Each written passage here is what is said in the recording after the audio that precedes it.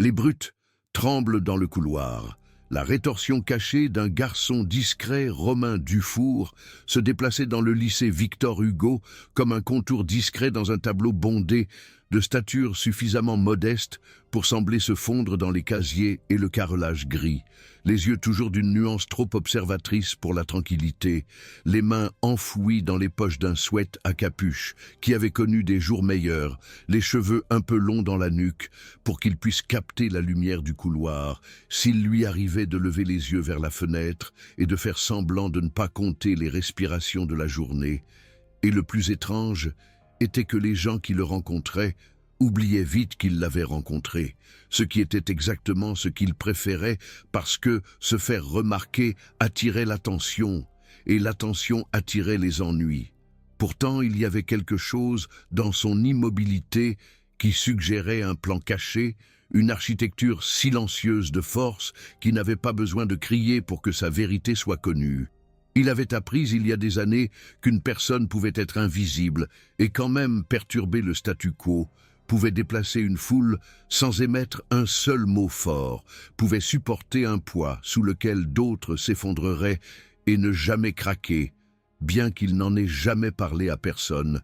parce que les secrets de ce genre avaient tendance à devenir des armes, que vous le vouliez ou non. Le lycée lui-même affichait un visage familier et animé. Victor Hugo, perché sur une bande de terrain résidentiel de banlieue qui paraissait ordinaire jusqu'à ce que la lumière de l'après-midi frappe l'atrium vitré et projette un prisme sur les sols polis, le terrain de foot au-delà de la piste, une rumeur verte au printemps, l'aile des arts, sentant faiblement le solvant et l'ambition,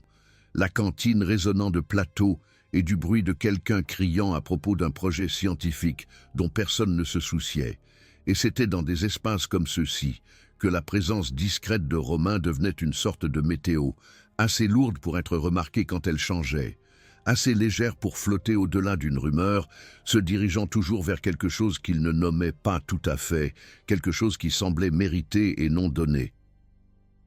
Il était déjà devenu quelque chose à Victor Hugo, pas bruyant, pas perçu comme une force, mais las d'être considéré comme faible simplement parce qu'il gardait son propre rythme. Comme un nageur résiste au courant même lorsque la surface semble calme, comme un pianiste garde une main suspendue au-dessus des touches lorsque la pièce semble trop lumineuse. La force secrète de Romain n'était pas une chose bruyante, mais un schéma appris et conservé, une lignée de discipline qui n'avait rien à voir avec la bravade typique des couloirs. Dans un tiroir à la maison reposait une boîte de cassettes VHS, abîmée, provenant d'une tante éloignée, une archiviste particulière qui lui avait appris à regarder le mouvement plutôt que le volume, à reconnaître le rythme dans la tension et la détente dans le contact, une approche méthodique, presque spirituelle, du combat qui valorisait le contrôle, le timing et la retenue autant que la force, une façon de tourner l'énergie vers l'intérieur jusqu'à ce qu'elle trouve une direction à laquelle elle puisse rester fidèle. Il traversait la journée avec cet entraînement silencieux comme un moteur dormant qui pouvait rugir en vie en un battement de cœur. Et il ne s'en vantait jamais parce que la véritable preuve était dans ce qu'il faisait lorsqu'il était provoqué, pas dans ce qu'il disait à ce sujet. L'école était une enquête vivante sur toutes les nuances du pouvoir. Comment un couloir pouvait ressembler à un piège lorsqu'un regard était mal interprété, comment une file d'attente à la cantine pouvait devenir une scène d'humiliation lorsque quelqu'un décidait que les projecteurs lui appartenaient, comment les gradins après un match devenaient un chœur de rire qui pouvait creuser l'estime de soi de quelqu'un en quelques secondes.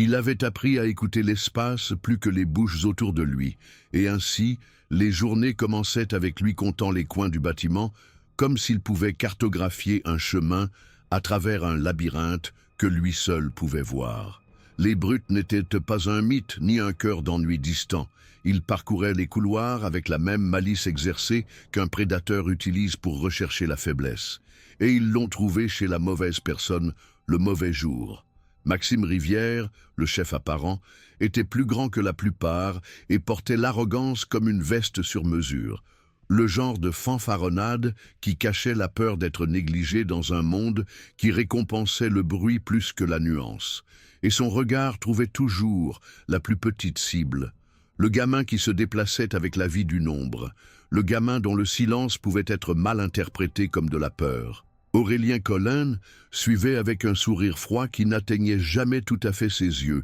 toujours à quelques pas derrière les choix de Maxime, mais désireux d'amplifier tout faux pas en un spectacle. Et puis il y avait Jérémy Dubois, un blagueur filiforme, qui pensait que le but de l'école était d'accumuler des points de spectacle, de voir qui scierait en premier, qui se soumettrait à la volonté la plus forte.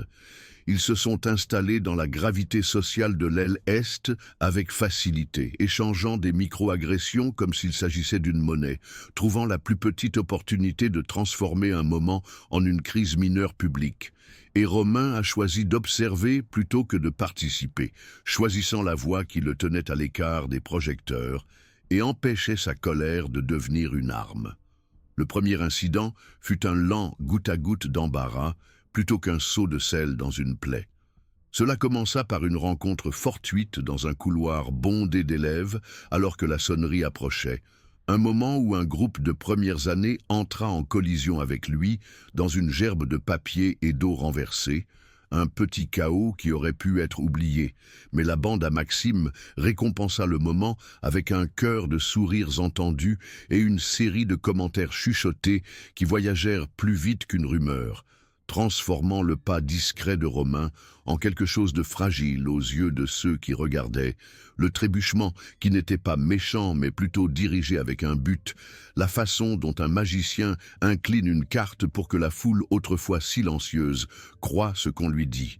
et le déversement d'une gourde qui roula sur le sol, tachant l'épaule de son sweat à capuche d'une tache marron terne. Le gloussement qui suivit ressembla à un poids physique, un chœur d'autres élèves qui regardèrent mais n'intervinrent pas. Le genre de public qui rend l'humiliation légitime parce qu'elle est témoignée et non interrompue. La respiration de Romain ne s'accéléra pas, son pouls ne s'emballa pas. Il sentit l'attraction familière vers l'intérieur, l'envie de s'éloigner et de faire semblant que rien ne s'était passé, de laisser passer le moment avec autant de dignité que l'on pouvait en emprunter à une scène conçue pour éroder la dignité. Et il continua son chemin, calculant la géométrie du trajet vers son prochain cours, ses pensées se tournant brièvement vers les cassettes de sa tante, vers l'art silencieux de survivre à une bande de brutes qui ne comprenaient pas encore le pouvoir avec lequel elle jouait. Le schéma s'intensifia progressivement. Une chaise tirée alors qu'il se préparait à s'asseoir à la bibliothèque après une dure séance de calcul. Une farce où une tasse d'eau se renversa sur son livre. Une insulte chuchotée dans le couloir, comme si les mots pouvaient se glisser dans ses oreilles sans un bruit. Le genre d'humiliation qui ressemblait à un test pour lequel on ne pouvait pas étudier parce qu'on ne savait pas ce que le test voulait qu'on apprenne, et Romain apprit quelque chose d'important ces jours-là, le fait obstiné que sa retenue n'était pas une reddition, mais un choix de conserver l'énergie dont son corps aurait besoin plus tard, lorsque le test arriverait à échéance de la seule manière qui comptait. Un moment où il déciderait d'agir au nom de quelqu'un d'autre, ou au nom de ce qu'il croyait être vrai à son sujet. Il pensa à la raison pour laquelle le silence d'une personne discrète pouvait être plus dangereux que le cri d'une personne bruyante, à la façon dont une tempête patiente et tacite pouvait faire plus de dégâts à la fin qu'une seule explosion. Il ne se dit pas qu'il ne se défendrait jamais. Il se dit que peut-être il y aurait un meilleur moment. Un moment où la balance basculerait d'une manière qui ne le dégraderait ni lui, ni ceux qui l'intimidaient. Dans la cantine bondée où l'arôme de la pizza au pepperoni et du lait chocolaté flottait dans l'air comme un système météorologique, la bande à Maxime mit en scène une autre scène qui attira les regards de beaucoup, faisant de Romain la star involontaire d'un spectacle auquel il ne voulait pas participer, alors qu'il se tenait près de son plateau repas assez longtemps pour que le jus d'orange s'agite dangereusement, assez pour l'embarrasser à nouveau, et lorsque sa chaise se déplaça un peu, alors qu'il se levait pour se stabiliser, le volume de la pièce augmenta, tout le monde regardant, et s'attendant à une blague ou à une remarque grossière. Mais ce qui se produisit à la place fut un pic de conscience qui n'appartenait pas au seul groupe de brutes.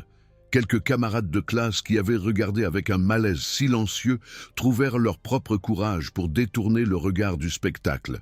Et dans cet acte bref et imparfait de regarder ailleurs, Romain reconnut un changement dans l'air, comme si l'école elle-même apprenait que la cruauté ne pouvait pas être contenue dans une seule blague privée sans que des ondulations ne touchent des jours plus innocents. L'événement majeur d'humiliation qui marque le tournant n'est pas enregistré dans le système déoué de la bibliothèque, mais il est écrit dans la mémoire de chaque témoin qui prétendra plus tard l'avoir vu se produire. Il se produit un jour où les bannières de foot de la ville sont accrochées à l'extérieur des portes du gymnase et qu'un rassemblement de motivation est prévu pour célébrer une équipe qui sera bientôt obligée de réfléchir à sa propre image, dans le verre des miroirs du couloir. Dans la matinée, Aurélien Collin lâche un commentaire sur un garçon qui porte les mauvaises chaussures en cours, une phrase qui voyage dans le couloir comme une légère brise, pas violente en soi, mais suffisante pour magnétiser le moment en un aimant pour le pire. Et lorsque Romain passe devant un groupe de jeunes élèves qui le considèrent comme un gardien silencieux des règles non écrites du couloir, il voit Lila Moreau pour la première fois avec une clarté qui rend l'air autour de lui soudainement plus réel. Lila n'est pas du genre à reculer devant une caméra ou un défi. Elle se déplace avec une certaine grâce désinvolte qui fait pencher la pièce vers sa présence. Et elle a sa propre rébellion silencieuse. Elle photographie les histoires du couloir, les coins négligés où la journée d'une personne tourne, la façon dont la lumière d'un couloir projette une ligne sur le visage de quelqu'un et révèle quelque chose de vrai qu'il oublie de montrer. Elle a un petit cercle presque privé, un autre photographe nommé Milo, quelques amis qui se soucient de l'art plus que du jeu social. Et elle s'assoit à une table à la cantine avec un appareil photo autour du cou et un carnet de croquis ouvert, regardant la pièce avec une précision de bibliothécaire qui donne à Romain l'impression qu'il pourrait respirer dans le faible souvenir des cassettes de sa tante. Un après-midi, les brutes mettent en scène une farce qui est censée être un chef-d'œuvre de cruauté, une démonstration autosatisfaite de leur contrôle qui atterrirait dans tous les moulins à potins et ancrerait leur réputation de courtier de pouvoir incontesté du campus. Ils ciblent Lila directement, pas Romain, peut-être parce qu'elle bouillonne d'une confiance qui n'est pas bruyante mais puissante, peut-être parce qu'elle ose faire ce que les autres ne feront pas, documenter ce qu'ils font et montrer au monde à quoi ressemblent les coins cachés de Victor Hugo lorsque les lumières s'éteignent. Un plan est chuchoté dans des murmures qui n'appartiennent pas à l'oreille, mais à l'aura entre les gens. Un plan pour dépeindre le projet de Lila comme une farce, pour voler l'objectif qu'elle porte, pour exiger qu'elle supprime les photographies qu'elle a prises du bureau d'art et de la cage d'escalier où un élève discret avait appris à se cacher. Le moment où cela se produit est brutal dans son silence. L'objectif est arraché de son cou, alors qu'elle est assise près de l'exposition d'art dans l'atrium, la carte mémoire est prise, le corps de l'appareil photo laissé sur un banc avec sa sangle enroulée autour d'une chaise en métal, et le rire de la foule monte comme une marée qui semble avoir sa propre volonté, balayant le sentiment de sécurité qui avait auparavant maintenu le couloir immobile. Le visage de Lila, cependant, ne s'effondre pas. Il se serre avec une détermination que Romain n'aurait pas prédite dès la première rencontre, et quelques-uns de ses adeptes, ceux qui avaient senti les yeux inquisiteurs de la bande de brutes sur leur propre cou, regardent avec un mélange de peur et d'admiration, réalisant à quel point il serait facile d'être le prochain sur la liste du plaisir cruel de quelqu'un. Le tournant arrive non pas avec un cri, mais avec un acte calculé, presque cérémonial, qui appartient au monde qui l'a gardé privé. La décision d'agir avec retenue, mais avec une précision indéniable. La décision de révéler que sa force est une responsabilité autant qu'un instrument. Le premier signe de changement n'est pas un cri, mais une posture, un subtil changement dans la façon dont il tient sa tête, lorsqu'il passe devant les portes du gymnase après l'entraînement. La façon dont ses épaules se soulèvent, juste d'une fraction comme pour dire « Je suis toujours là, même quand vous faites semblant que je ne le suis pas ». Le second est une conversation discrète avec Lila lorsqu'ils se rencontrent près de la salle d'art après l'école, où elle lui montre une photographie inachevée d'un couloir bondé au crépuscule, l'image capturant un moment d'immobilité au milieu de l'agitation, et dans cet échange, elle lui offre une confiance tacite qui rend sa poitrine moins creuse et plus préparée. Quelques professeurs remarquent aussi la différence. Monsieur Lemaire, qui enseigne l'histoire, aperçoit la nouvelle immobilité de Romain pendant un cours et hoche la tête comme s'il reconnaissait un pivot dans une histoire qu'il a racontée 1000 fois, et Madame Dubois du club de journalisme, qui avait vu Lila perdre un appareil photo et ressenti la douleur qui suit une telle manipulation de la confiance, regarde Romain avec un regard qui demande de la patience plutôt qu'une explication. Ce n'est pas grand-chose, mais c'est suffisant pour confirmer ce qu'il soupçonne. Quelque chose en lui a changé, pas en une flamme, mais en quelque chose qui pourrait supporter le poids d'une véritable décision. La confrontation culminante survient après un acte cruel qui surpasse tout ce qui l'a précédé. Un calcul de douleur et d'humiliation conçu pour briser l'esprit d'une cible et pour tester la ligne entre le courage et l'imprudence. Les brutes coincent Lila près des gradins, après un entraînement de foot, la harcelant avec des blagues sur une photographie qu'elle a prise, la pressant de supprimer le travail qu'elle croit être véridique, et lorsque Romain les rejoint, la pièce elle-même semble se pencher plus près, les lumières fluorescentes bourdonnant avec une électricité tendue de faible intensité. Les yeux de Maxime brillent avec cet éclat familier de contrôle.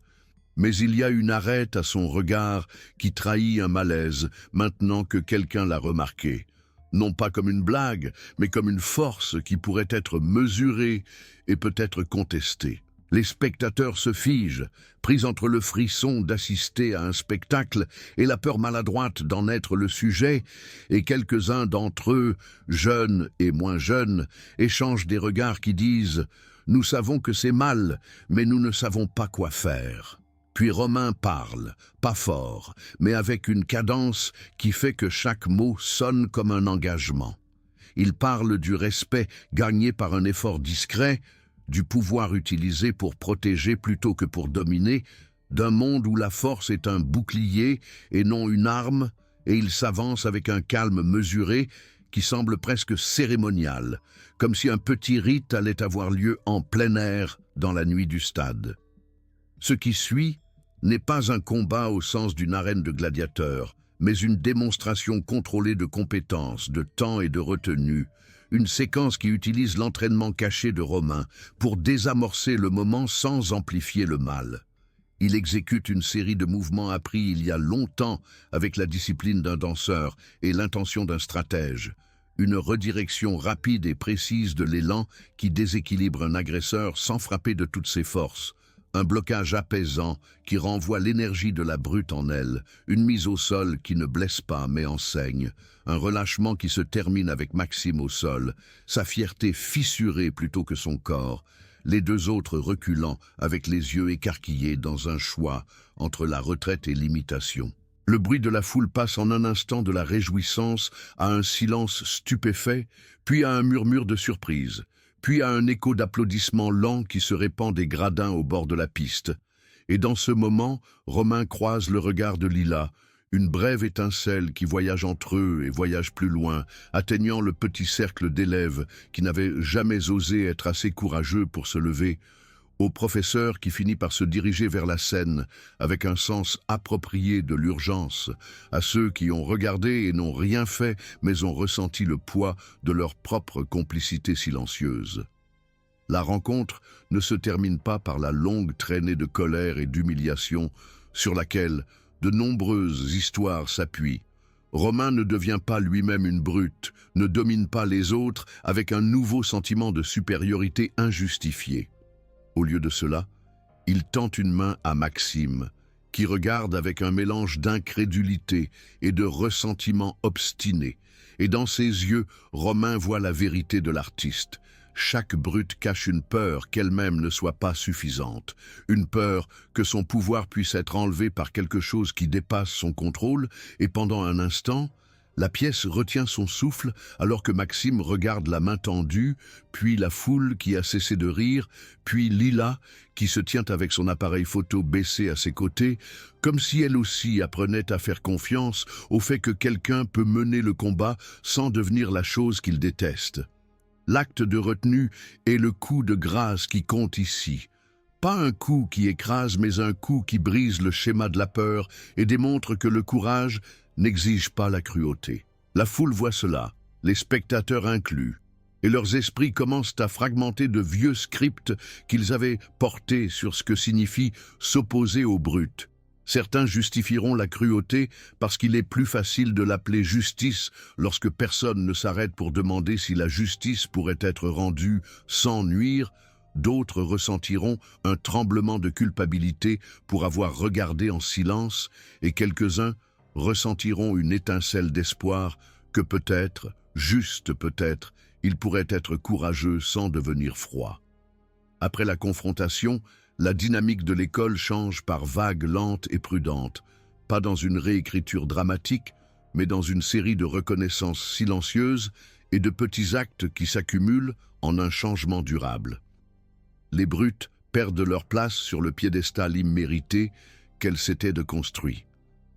La fanfaronnade de Maxime vacille dans les couloirs où il se promenait autrefois avec certitude, ses amis suivant avec des pas incertains, tandis qu'Aurélien et Jérémie commencent à supporter le poids de la vérité du moment, leurs répliques confiantes se transformant en pauses maladroites, leur truisme sur le pouvoir perdant de l'écho. Les professeurs qui hésitaient autrefois interviennent maintenant avec plus que des rappels superficiels. L'administration lance un cercle consultatif sur le respect, et certains élèves qui avaient auparavant ignoré le sous-texte de la cruauté commencent à remettre en question leur propre inaction, se voyant peut-être pour la première fois vraiment à la place de ceux qui étaient ciblés. Pour Lila, l'incident devient le pont entre la peur et le but. Elle photographie les conséquences non pas comme un triomphe, mais comme un moment partagé de responsabilité, un enregistrement de ce qui s'est passé et de ce qui pourrait se produire lorsque le pouvoir est remis en question. Et dans le courage silencieux de Romain, elle trouve une sorte de camaraderie qui semble à la fois dangereuse et transformatrice, une relation qui se développe non pas seulement à partir de la romance, mais à partir d'une croyance partagée que le monde peut être changé avec des pas prudents, patients, plutôt qu'avec des gestes bruyants et imprudents. La morale qui émerge n'est pas un sermon, mais une vérité vécue. Se défendre ne signifie pas devenir la chose même que l'on méprise, et la justice n'a pas besoin de verser de sang pour être réelle. Le chemin de Romain reste peu glamour aux yeux de beaucoup, mais il gagne le genre de respect qui n'a pas besoin de cérémonies bruyantes pour être ressenti, une confiance entre pairs qui réalise qu'une constance silencieuse peut avoir plus de poids qu'un rugissement, que la retenue peut être l'acte de pouvoir le plus puissant lorsqu'elle protège les autres et préserve l'intégrité. L'atmosphère de l'école change en conséquence, non pas parce que les brutes disparaissent du jour au lendemain, mais parce qu'une culture de la peur rencontre le travail lent et obstiné de la responsabilité, et ceux qui ont refusé de participer à la cruauté commencent à parler, à défendre et à se tenir aux côtés de ceux qui sont différents plutôt que contre eux. Dans les semaines qui suivent, Romain se déplace dans le lycée Victor Hugo avec un sens changé de l'autorité. Pas le genre effrayant, mais le genre respectueux et mérité qui vient d'une personne qui utilise la force pour protéger les autres et pour s'empêcher de devenir une version fantôme de ceux qui avaient essayé de le jeter dans une. Il repense aux cassettes de sa tante, aux leçons sur l'équilibre et la patience, et il comprend enfin que son pouvoir n'est pas une arme pour la vengeance, mais un outil pour la justice qui respecte l'humanité de chaque personne dans les couloirs, y compris Maxime, Aurélien et Jérémie, qui sont aux prises avec leur propre tempête, et que le véritable test de sa croissance n'est pas de savoir à quel point il peut se déclarer fort, mais avec quelle douceur il peut protéger ce en quoi il croit tout en gardant son humanité intacte. Le sourire de Lila, lorsqu'ils marchent ensemble après l'école vers le bus, ressemble à une promesse silencieuse que ce nouveau chemin, bien qu'il ait commencé sous l'ombre de l'humiliation, pourrait mener à quelque chose de plus grand, une collaboration de deux personnes obstinées et pleines d'espoir, qui refusent de se détourner de ceux qui ont besoin de protection, deux cœurs qui savent que le chemin vers le vrai pouvoir réside dans le choix de la miséricorde plutôt que de la moquerie, du courage plutôt que de la cruauté, et dans l'acte obstiné et ordinaire de se présenter et de tenir bon même lorsque le monde autour de vous est tenté d'oublier ce qui est juste. Et ainsi l'histoire se termine non pas par un coup de tonnerre de victoire, mais par une lumière douce et stable, la lumière d'un avenir où la résilience gagne le respect, où la justice est mesurée par la retenue plutôt que par la force, où quelqu'un comme Romain Dufour peut traverser les couloirs de Victor Hugo non pas comme un héros qui conquiert les autres, mais comme un témoin qui se change lui-même et les autres en refusant d'être le monstre qu'il craignait autrefois de rencontrer, et où la dernière page nous laisse avec un sourire entendu partagé entre deux personnes qui ont découvert que la vraie force est un acte silencieux de soin constant, le genre qui perdure longtemps après que le cri s'est estompé.